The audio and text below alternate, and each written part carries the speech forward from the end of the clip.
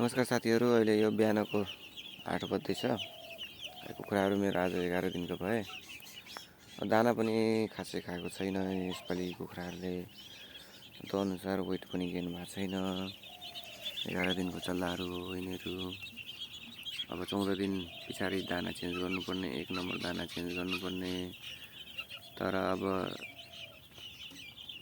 दाना खाइदिएको छैन, त्यही भएर यिनीहरूलाई चाहिँ आज 16 दिन या 17 दिनदेखि मात्रै दाना चेन्ज गर्छु। हामीले चाहिँ जहिले पनि के सोच्नुपर्छ भने नियमले हो भने 500 चल्लाले 5 बोरा खान्छ दाना, 0 दाना। अनि त्यस पछाडि 10 देखि 11 बोरा 1 नम्बर दाना। अनि त्यस पछाडि 20 देखि 25 को बिचमा 2 नम्बर दाना खाएर तिनीहरू तयार हुने हो।